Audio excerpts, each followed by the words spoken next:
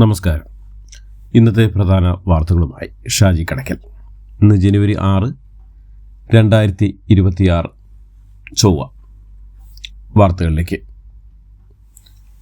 Amoebic മസ്തിഷ്ക ജ്വരം ബാധിച്ച് സംസ്ഥാനത്ത് ഒരാൾ കൂടി മരിച്ചു. സ്വകാര്യ ആശുപത്രിയിൽ ചികിത്സയിലായിരുന്ന കോഴിക്കോട് പുതിയങ്ങാടി സ്വദേശി സച്ചിദാനന്ദൻ ആണ് മരണപ്പെട്ടത്. രോഗലക്ഷണങ്ങളെ തുടർന്ന് ആശുപത്രിയിൽ പ്രവേശിപ്പിച്ച സച്ചിദാനന്ദൻ കഴിഞ്ഞ ഒരാഴ്ചയായി ചികിത്സയിലായിരുന്നു. ഇന്ന് മരണം സംഭവിക്കുകയായിരുന്നു. മസ്തിഷ്ക ജ്വരം ബാധിച്ച് തിരുവനന്തപുരം സ്വദേശിയായ 58-കാരനും ഇന്നലെ മരിച്ചതായി റിപ്പോർട്ടുകൾ പുറത്തു വന്നിരുന്നു. എലിപ്പനിക്ക് ചികിത്സയിലായിരിക്കെ അമീബിക് മസ്തിഷ്ക ജ്വരം ബാധിക്കുകയായിരുന്നു എന്നാണ് പ്രാഥമിക വിവരം. 2 ദിവസങ്ങൾക്ക് മുൻപാണ് അമീബിക് മസ്തിഷ്ക ജ്വരം സ്ഥിരീകരിക്കപ്പെട്ടത്. കാലാവസ്ഥാ വ്യതിയാനവും പരിശോധനകൾ വർദ്ധിച്ചതും അമീബിക് മസ്തിഷ്ക ജ്വരം കൂടുതൽ റിപ്പോർട്ട് ചെയ്യപ്പെടാൻ കാരണമാകുന്നുണ്ടെന്നാണ് വിലയിരുത്തൽ. ചൂട് കൂടിയത് രോഗകാരിയായ അമീബയുടെ സാന്നിധ്യം വർദ്ധിപ്പിച്ചു. സമാനമായ ലക്ഷണങ്ങളുള്ള എല്ലാ കേസുകളിലും അമീബിക് മസ്തിഷ്ക ജ്വരത്തിലുള്ള പരിശോധന നടത്തുന്നത് കൂടുതൽ കേസുകൾ കണ്ടെത്താൻ സഹായമാകുന്നുണ്ടെന്ന് ആരോഗ്യ വിദഗ്ധർ പറയുന്നു. അർഹരായ മുഴുവൻ ആളുകളെയും വോട്ടർ പട്ടികയിൽ ഉൾപ്പെടുത്താൻ അടിയന്തര നടപടികൾക്ക് സർക്കാർ തീരുമാനമെടുത്തുവെന്ന് മുഖ്യമന്ത്രി പിണറായി വിജയൻ അറിയിച്ചു. മതിയായ രേഖകൾ കൈവശമില്ലാത്തവർക്ക് യുദ്ധകാലാടിസ്ഥാനത്തിൽ രേഖകൾ ലഭിക്കാൻ നടപടികൾ സ്വീകരിക്കുന്നതിന് ജില്ലാ കളക്ടർമാർക്ക് നിർദ്ദേശം നൽകി. രേഖകൾ കിട്ടാൻ ഒരു ഫീസും ഈടാക്കുന്നതല്ല. ഏതെങ്കിലും ഫീസ് ഉണ്ടെങ്കിൽ അത് ഈ കാലയളവിൽ ഒഴിവാക്കുമെന്നും വാർത്താക്കുറിപ്പിൽ പറഞ്ഞു. വോട്ടർ പട്ടികയിൽ പേര് ഉൾപ്പെടുത്തുന്നതിന് ജനങ്ങളെ സഹായിക്കുന്നതിനായി മതിയായ സഹായ കേന്ദ്രങ്ങൾ പ്രാദേശികാലാടിസ്ഥാനത്തിൽ സ്ഥാപിക്കുന്നതിന് മന്ത്രിസഭാ യോഗം നേരത്തെ തീരുമാനിച്ചിട്ടുമുണ്ട്. ആവശ്യമുള്ള സ്ഥലങ്ങളെല്ലാം പൊതുജനങ്ങൾക്ക് ബുദ്ധിമുട്ടുണ്ടാകാത്ത വിധത്തിൽ ഹിയറിംഗ് കേന്ദ്രങ്ങൾ സജ്ജീകരിക്കുന്നതിനും അതിനുവേണ്ട അടിസ്ഥാന സൗകര്യങ്ങൾ ഉറപ്പുവരുത്തുന്നതിനും ജില്ലാ കളക്ടർമാർക്ക് ചുമതല നൽകി.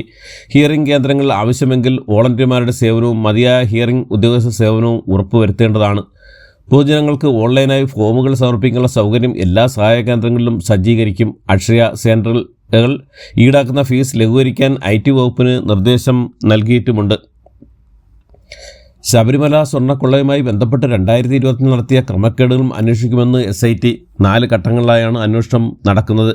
1998 മുതൽ 2025 സെപ്റ്റംബർ വരെയുള്ള കാലത്തെ ക്രമക്കേടുകൾ അന്വേഷിക്കുകയാണെന്ന് SIT വ്യക്തമാക്കി.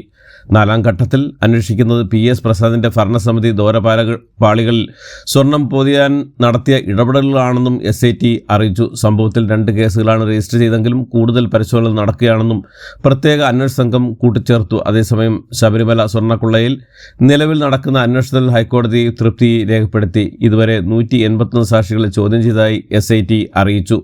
രേഖകൾ മറച്ചുവെക്കാൻ ചില വ്യക്തികൾ ശ്രമിച്ചെങ്കിലും സുപ്രധാന രേഖകൾ കണ്ടെത്താനും വീണ്ടെടുക്കാനും SIT സംഘത്തിന് കഴിഞ്ഞുവെന്നും കോടതി നിരീക്ഷിച്ചു. നിർഭയമായി അന്വേഷണം മുന്നോട്ട് പോകണം. സത്യസന്ധതയുള്ള ഉദ്യോഗസ്ഥരെ SIT സംഘത്തിന് തലവന് ഉൾപ്പെടുത്താം. പക്ഷേ ഹൈക്കോടതി അക്കാര്യം ബോധ്യപ്പെടുത്തണമെന്നും ഇടക്കാല ഉത്തരവിൽ പറയുന്നു.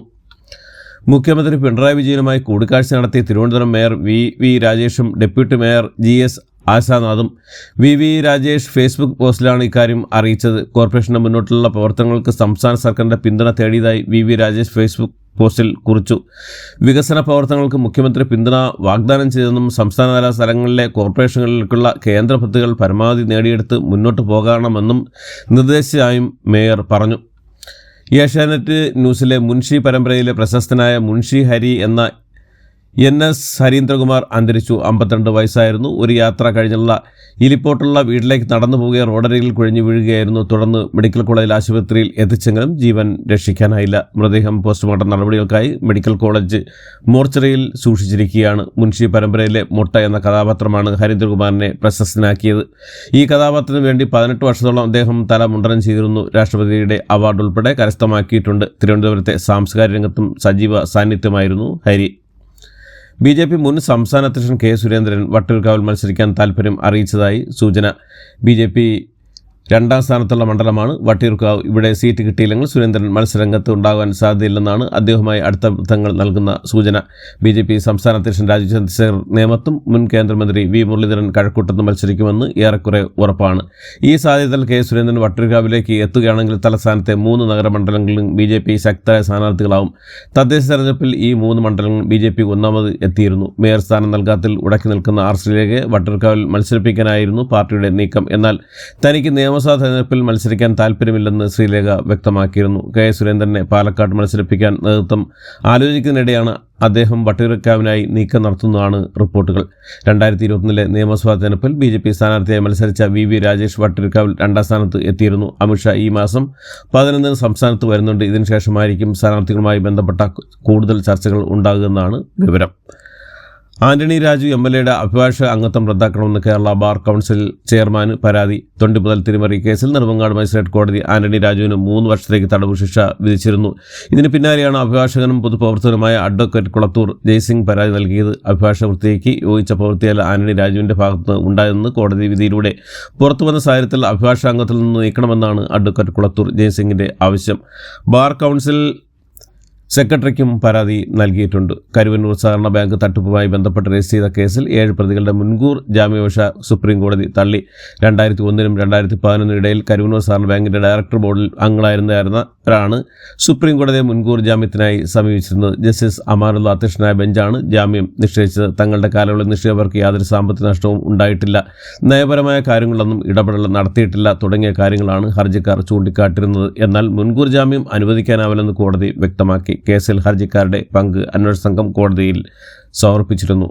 മേയറാക്കാത്തതിൻ്റെ തൻ്റെ പരസ്യ വിമർശനം മാധ്യമങ്ങൾക്ക് റിപ്പോർട്ട് ചെയ്തതിൽ അരിശം പൂണ്ട് BJP സംസ്ഥാന വൈസ് പ്രസിഡന്റും ശാസ്ത്രമംഗലം കൗൺസിലറുമായ R. ശ്രീലേഖ വൃത്തികെട്ട മാധ്യമപ്രവർത്തനമാണ് കേരളത്തിൽ നടക്കുന്നതെന്നും തന്നെ ഓഫീസിൽ പ്രവേശിക്കാൻ അനുവദിക്കാൻ ശല്യം ചെയ്ത പുറകെ കടന്ന് ചോദ്യം ചോദിച്ച് ഹരാസ് ചെയ്ത മാധ്യമങ്ങൾ എഡിറ്റ് ചെയ്ത ഭാഗങ്ങൾ മാത്രം കാണിച്ച് കള്ളക്കഥകൾ പ്രചരിപ്പിക്കുകയെന്നാണ് ഫേസ്ബുക്ക് പോസ്റ്റിൽ ശ്രീലേഖ പറയുന്നത്. പാർട്ടി പ്രവർത്തക എന്നതിൽ ഞാൻ അഭിമാനിക്കും. താൻ സന്തോഷമുള്ള വാർഡ് കൗൺസിലറും സമർപ്പിതയായ പൊതുപ്രവർത്തകയുമാണെന്ന് പറയുന്ന ശ്രീലേഖ പോസ്റ്റിനൊടുവിലും മാധ്യമപ്രവർത്തകരെ കടുത്ത ഭാഷയിൽ വിമർശിക്കുന്നുമുണ്ട്. ശബരിമല സ്വർണ്ണക്കൊള്ളയിൽ മുൻ ദേവസ്വം ബോർഡ് അംഗം KP ശങ്കരദാസിൻ്റെ ഹർജി തള്ളി സുപ്രീം കോടതി. ഇതോടുകൂടി ഇന്നത്തെ വാർത്തകൾ ഇവിടെ അവസാനിക്കുന്നു. എല്ലാവർക്കും നന്ദി, നമസ്കാരം.